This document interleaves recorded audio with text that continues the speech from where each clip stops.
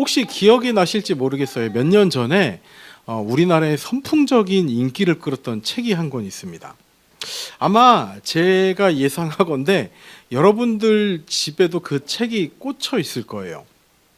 그 대한민국 서점가를 정말 강타했던 책입니다. 혹시 어떤 책인지 예상이, 여기까지 말씀드려도 예상이 되시나요? 네, 안 가시게 성경책 막 그러신 분으로. 네, 그 하버드 교수님이죠, 마이크 샌델 교수님의 어떤 책이죠? 정의란 무엇인가. 네, 그죠. 이 책이 정말로 선풍적인 인기를 끌었었어요. 아마 읽어보지는 않으셨더라도 책꽂이에 꽂혀 있는 책이 바로 이 책이 아닐까 싶습니다.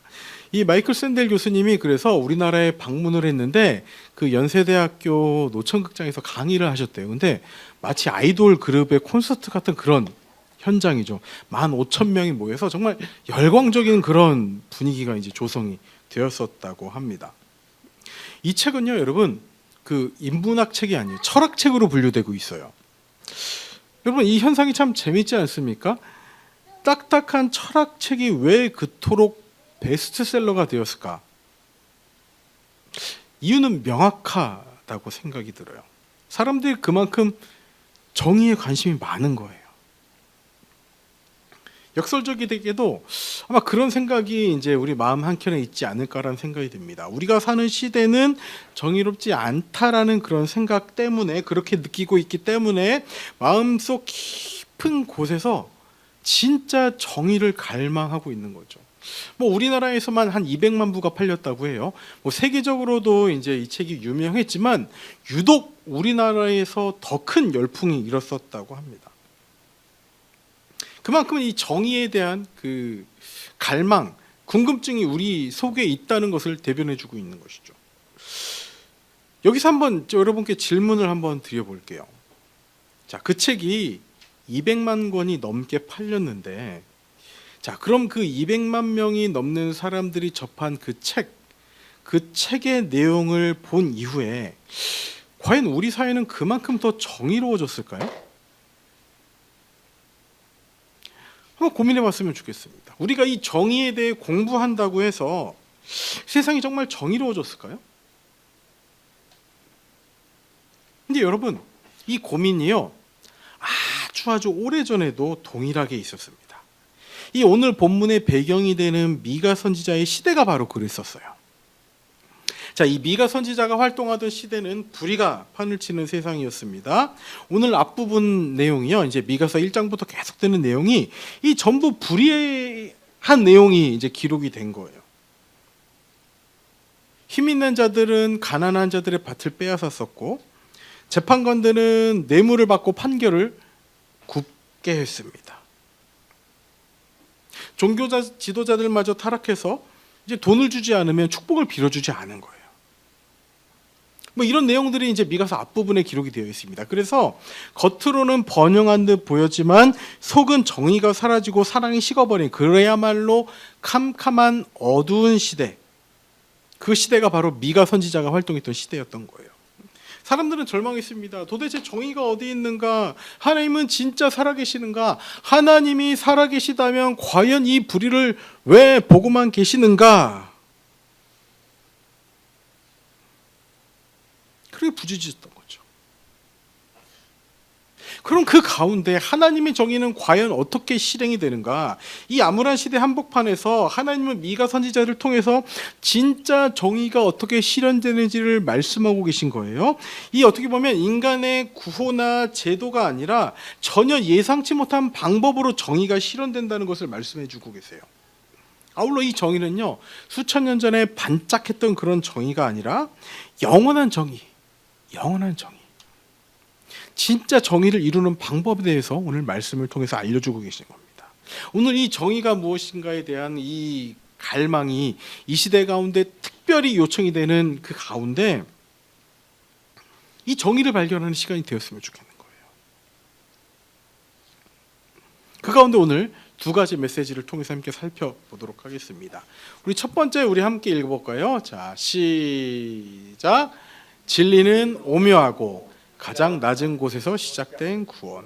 제가 우리 아까 이제 귀중한 보배합을 찬송가를 불렀잖아요. 그 가사의 한 구절을 설교 제목으로 그대로 가져왔습니다. 진리는 오묘하고 사랑은 성결해. 저는 이 찬양을 부르면서 와, 진짜 이 찬송가의 작사자가 이 예수님의 탄생에 대해서 정말 잘 묵상을 했구나라는 그런 생각이 들었어요. 진리는 오묘한 거죠. 진리는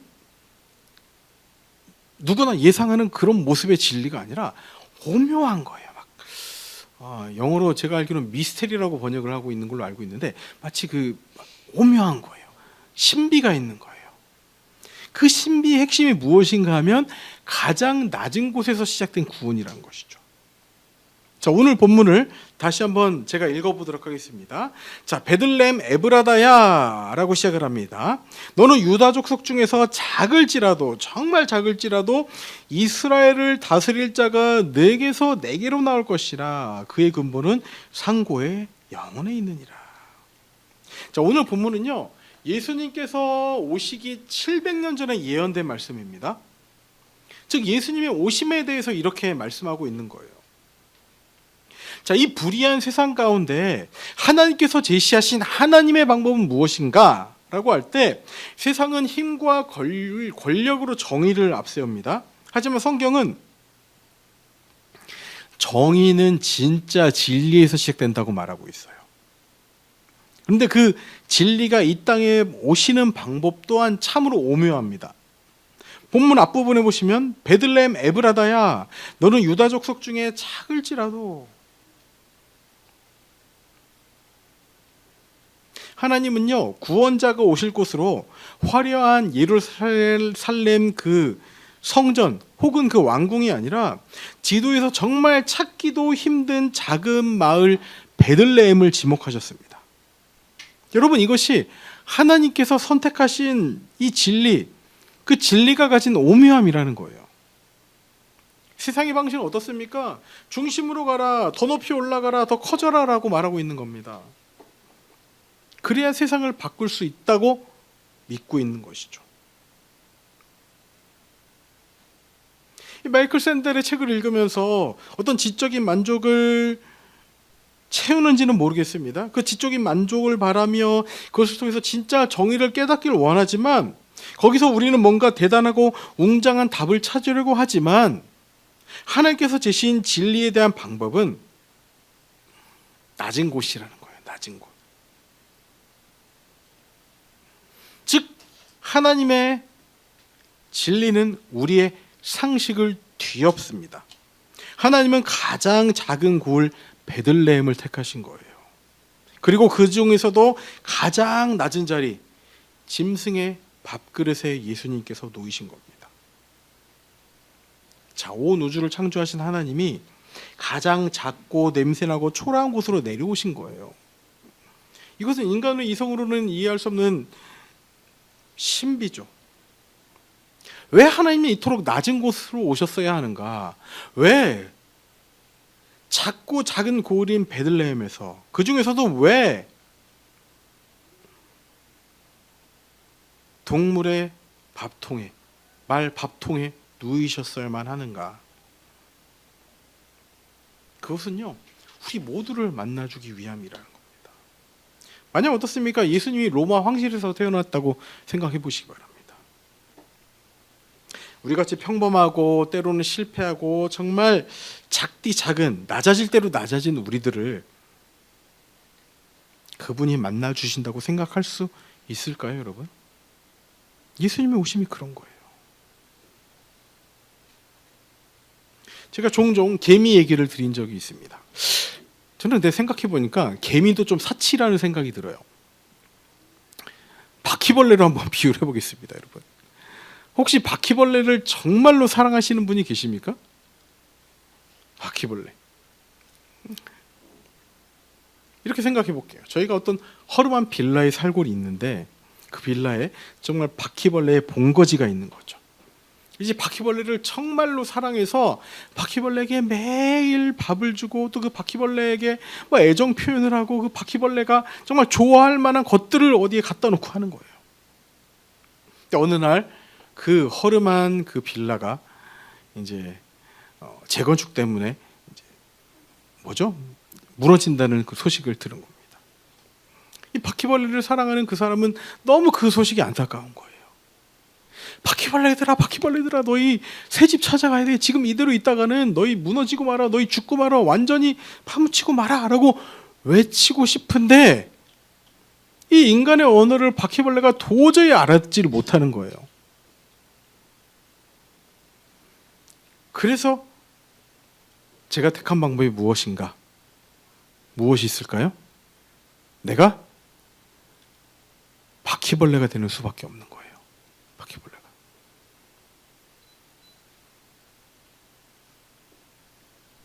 그래서 바퀴벌레들에게 외치죠. 얘들아 빨리 여기서 피신해야 돼. 여기서 나가야 돼. 여기는 곧 무너지고 말 거야. 다른 집을 찾아가자. 뭐 그 말을 이제 알아듣는 바퀴벌레도 있었겠고 이제 그 말을 무시하는 바퀴벌레들도 있었겠죠. 예수님의 이 땅에 오심이 마치 그와 같은 모습이라는 거예요. 여러분, 바퀴벌레를 사랑하는 사람도 없겠거니와 바퀴벌레를 사랑해서 바퀴벌레에게 어떤 메시지를 전해주고 싶어서 여러분 바퀴벌레가 되고 싶으세요? 되고 싶어요? 되기 싫죠? 당연한 겁니다. 당연한 겁니다. 그럼 우리가 진리가 오묘하다고 찬양했던 이 찬양의 가사의 의미가 바로 그런 거라는 거예요. 예수님께서 이 땅에 오셨다는 것은 우리가 바퀴벌레가 되는 것과 같은 그런 모습이라는 겁니다. 왜요? 바퀴벌레를 정말 사랑해서 바퀴벌레에게 전해주고 싶은 메시지가 있는 것이죠. 왜 하나님은 이토록 가장 낮은 곳으로 오셨어야만 하는가? 그것은 우리 모두를 만나주기 위함이라는 거예요. 그렇게 예수님께서 이 땅에 가장 낮은 곳에 오셨기 때문에 세상에서 소외당하는 자들, 아파하는 자들 모두가 그분 앞에 마음껏 나올 수 있게 된다는 겁니다. 여러분, 진리는요 멀리 있는 이론이 아닙니다. 진리신 예수님은 우리의 가장 비참한 삶의 자리까지 내려오신 거예요. 왜? 나의 자금을 품기 위해서인 겁니다. 이것이 오묘한 진리의 핵심이에요, 여러분.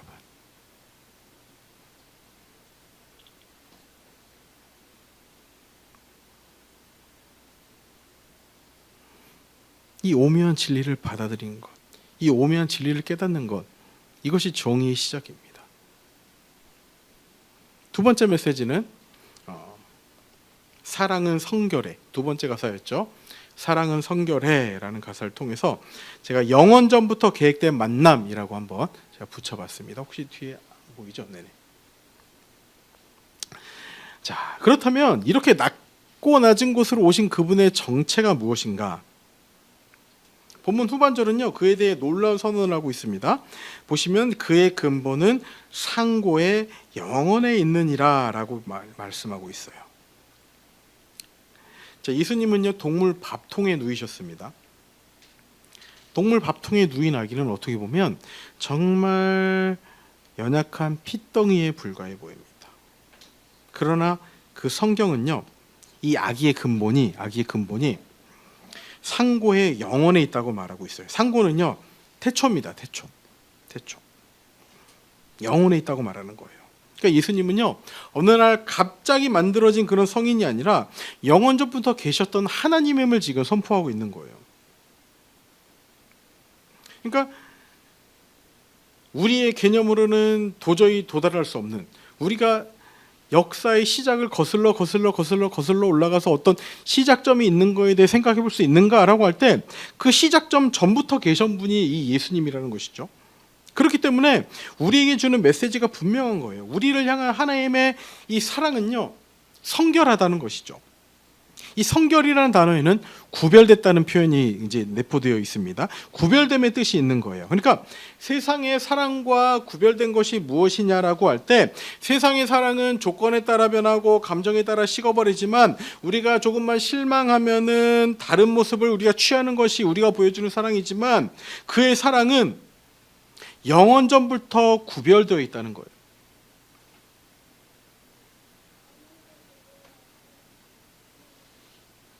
그가 사랑을 보여주신 모습은 정말 뭐 이렇게 우리가 갑자기 다쳐서 가는 응급실과 같은 그런 모습이 아니라 이미 준비되어 있어서 사랑을 보내주시기로 작정을 하시고 그 사랑을 보내주실 만한 때에 우리에게 보내주신 사랑이 예수님의 사랑이라는 거예요. 그래서 갈라디아서 4장 4절에 보시면 때가 참회라는 말씀이 있습니다. 때가 참회. 그러니까 예수님이 갑자기 이 세상이 지금 뭐 부패하고 타락했으니 좀 이렇게 뭐 처방전을 좀 이렇게 통해서 조치를 취해야겠네라고 갑자기 예수님을 보내신 것이 아니라 예수님께서 오심은 오늘 본문처럼 700년 전에 예언되었음과 더불어서 상고에 태초에 영원부터 계획되어 있어서 정말 적절한 때에 때가 참에 하나님께서 예수님을 보내주신 것이 하나님의 사랑의 모습이라는 거예요.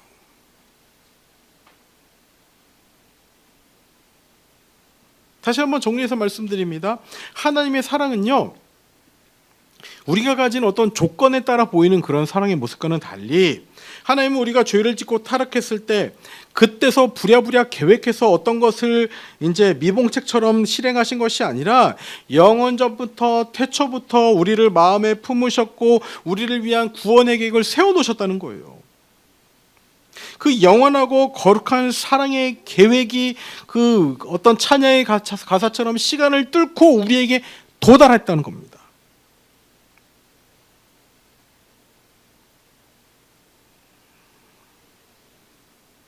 영원하고 거룩한 사랑의 계획이 시간을 뚫고 우리에게 도달한 것, 그것이 바로 성탄절의 은혜라는 거예요. 여러분 한번 생각해 보시기 바랍니다. 어떤 신이란 존재가 있어요. 신이란 존재가. 어떤 신이란 존재가 인간의 몸을 입고 우리와 동일한 모습으로 온다. 이것은 어떤 그 구별됨, 성결의 메시지와 관련지어서는 절대로 불가능한 일입니다. 마치 그런 거예요. 빛과 어둠이 공존할 수 없는 것이죠. 그런데 어떻게 이것이 가능하게 했는가? 예수님이라는 진리가 있을 때 그것이 사랑 안에 담겼기 때문이라는 거예요. 사랑 안에.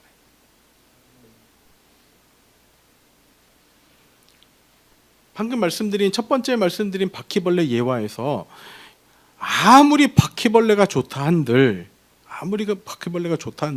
내가 바퀴벌레가 되려고 하지는 않죠. 그러나 그것이 가능한 것은 그만큼의 사랑이 있다는 거예요. 하나님의 관점에서, 성결의 관점에서, 거룩의 관점에서 도저히 가능하지 않지만 그것을 가능하게 한 것이 그분의 사랑이라는 겁니다.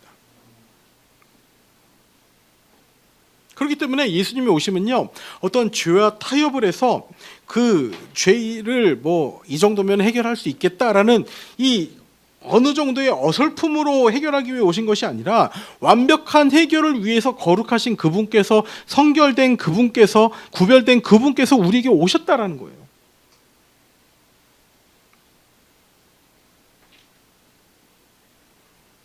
그 진리, 오묘한 진리, 낮은 곳에서 시작된 진리, 우리 인간으로는 도달할 수 없는 그 정의란 것에 대한 개념이 우리의 머리로는 안 되지만 예수님의 이 땅에 오심으로 가능하게 되었을 때 그 거룩한 진리가 사랑에 담겨 있기 때문에 우리에게 도달할 수 있다는 말씀을 드리고 있는 거예요.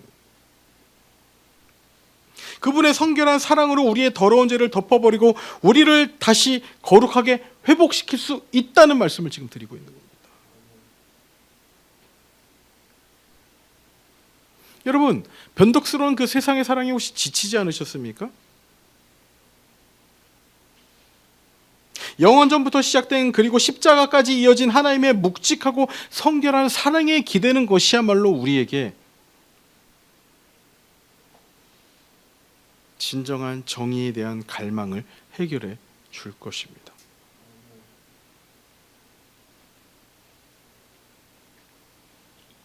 이제 말씀을 한번 정리해 보도록 하겠습니다. 첫 번째는요, 진리는 오묘하고에서 시작을 했습니다. 정의란 것이 높은 곳에서 시작된 것이 아니라 가장 낮은 곳에서 시작됐다고 말씀드렸어요. 그리고 그 진리는 사랑에 담겨졌습니다. 영원 전부터 계획된 만남 가운데 그 사랑이 담겨진 거예요. 그렇기 때문에 그 정의가 우리에게 도달할 수 있다는 것이죠. 다시 한번 서두에 말씀드린 그 정의란 무엇인가라는 책으로 한번 돌아가 보도록 하겠습니다. 이 책의 간략한 내용을 제가 말씀드릴게요. 여러분 그 책꽂이에 꽂혀 있으시고 아직 안 읽어보신 분들 제가 정말 간단하게 요약을 해드릴게요. 이 책은 이렇게 시작을 합니다. 자, 브레이크가 고장난 전차가 달릴 때, 다시요. 브레이크가 고장난 전차가 달리고 있어요. 달릴 때 이제 전차 안에 5명이 타 있습니다. 한 명을 희생시켜서 그 5명을 살리는 게 옳은가라는 질문으로 시작을 하고 있어요. 그런 도덕적인 딜레마를 우리에게 던져주고 있습니다. 그리고 여기서 이제 이 작가 나름의 정의를 판단하는 기준 3가지를 제시하고 있어요. 첫 번째는 행복 최대화, 두 번째는 자유 존중, 세 번째는 미덕 추구예요.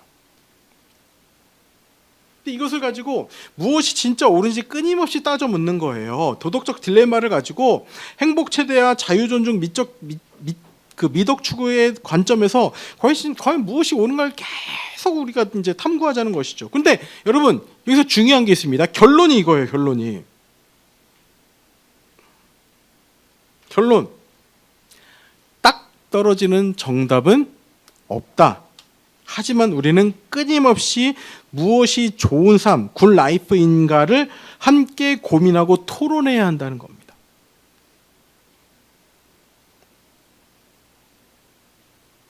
여러분 정의는요 고민하고 토론하는 것으로 이루어지지 않습니다. 여러분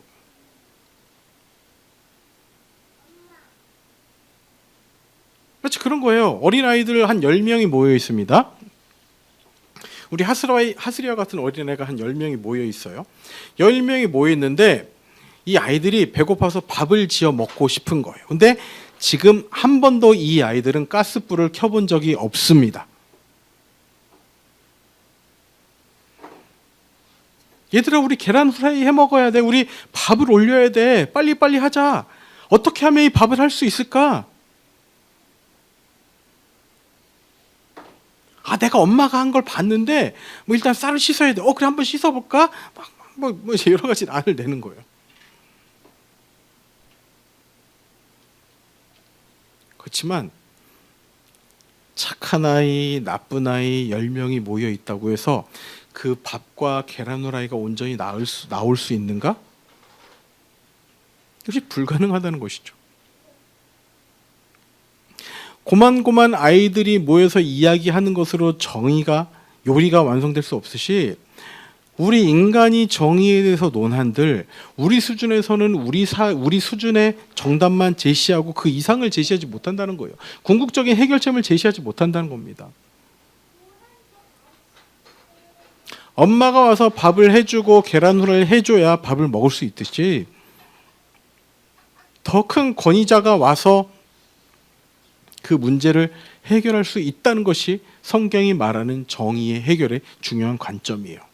근데 그 관점 2가지가 뭐라고요? 진리는 오묘하고 사랑은 성결한데 진리가 오묘하다는 것은 정말 예전부터 이제 가장 낮은 곳에 시작된 구원에 대한 메시지를 전하고 있는 것이고 사랑은 성결하다는 것은 영원한 전부터 계획된 만남인데 구별된 자가 우리를 사랑해서 다가온 그 다가옴에 대해서 만남에 대해서 이야기를 하고 있다는 것이죠. 다시 한번 말씀드리지만 정의는요 고민하고 토론하는 것으로 이루어지지 않습니다. 아무리 베스트셀러라고 해서 그 책을 읽는 것으로 우리에게 정의가 이루어지지 않아요. 절대자를 통해서 그거를 해결하지 않는 이상은 도저히 해결될 수 없는 문제입니다. 불변하는 진리, 그 진리를 가지고 사랑으로 뛰어들어야만 해결 가능하신 것이죠. 이것이 성탄절에 우리가 묵상해야 되는 부분입니다. 이것이 예수님께서 우리에게 보여주신 진리이고 사랑이라는 거예요. 정의란 무엇인가? 그 책뿐만이 아니라 그 어떤 정책이나 제도, 아무리 복지제도가 발전한다 하더라도 이 사회는 나아지지 않습니다. 한계가 있는 거예요. 어떤 질문은 던져줄 수 있겠죠. 이 사회는 어떤 방향으로 나아가야 하는가? 어느 정도의 대답을 제시해 줄 수 있을지는 모르겠지만 영원한 해결책을 제시해 주지는 못하고 있습니다. 진리로 오신 사랑, 진리는 오묘하고 사랑은 성결해, 이 가사의 모습으로 오신 예수님만이 우리의 영원한 해답이 되어 주실 것입니다. 저는 그 가운데 이렇게 생각을 했어요. 오늘 말씀을 정리하면서 그런 생각을 해봤습니다. 왜 사람들은 그토록 정의에 목말라 있으면서 읽지도 않은 그 책을 사서 꽂아두었을까? 저는 우리 인간에게 어떤 안테나가 있다는 생각이 듭니다. 그러니까 그런 거예요. 우리는 하나님의 형상을 따라 지은 바가 되었습니다. 그죠? 그렇기 때문에 우리에게는 어떻게 보면 하나님과 연결되고 싶은 어떤 갈망이 우리 안에 우리도 모른 채 내재가 되어 있다는 거예요.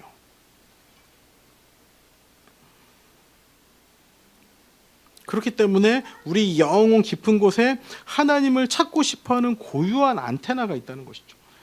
여러분, 이 비유입니다. 안테나가 진짜 있다는 것이 아니라 우리 가운데 하나님을 찾고자 하는 그 갈망에 대한 표현이 저는 안테나로 정리한 거예요.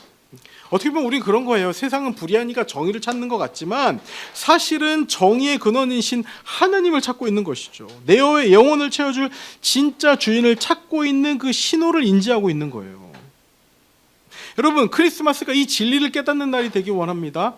여러분, 더 좋은 사람 되고 싶으세요? 예수님 만나셔야 됩니다. 이 땅이 더 좋은 사회가 되고 싶다고요? 예수님을 전해야 되는 거예요. 화려한 트리, 선물 이런 것들이 크리스마스의 진정한 의미가 아니라 내 영혼의 갈급함을 채워줄 그 무언가를 찾는 날, 답을 해결하는 날, 그날이 바로 예수님의 이 땅에 오심, 크리스마스의 의미라는 겁니다.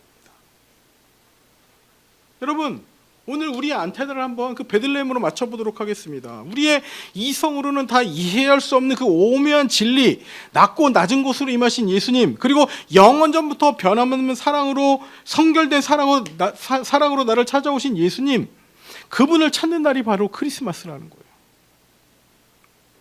그분을 만나는 것이야말로 진정한 정의의 완성이고 사랑의 완성입니다, 여러분.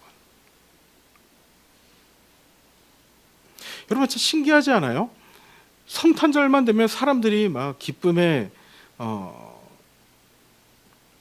날들로 가득 차 있어요. 저는 이 또한 안테나의 일종이라는 생각이 듭니다. 우리 안에 메리 크리스마스 외치면서 그 예수님의 오심에 대한 그 갈망이 있는 거예요. 그렇지만 때로는 번지수를 잘못 찾아가죠. 야, 진짜 사랑하면서 이성 간의 사랑, 다른 사랑, 자극적인 것을 찾기도 하고. 그 모든 것들은요, 여러분, 진짜 사랑을 만나면 해결이 됩니다. 오늘 성탄절 예수님의 이 땅에 오심에 대해서 내가 해결할 수 없는, 아울러 다른 사람, 이 나라의 제도, 그런 것들이 해결해 줄 수 없는 정의를 바로 예수님이 해결해 주시기 위해서 이 땅에 오셨음을 받아들이며 그로 말미암아 주님이 주시는 참된 평안을 가지고 살아가는 우리 모두가 되기를 진심으로 소망합니다.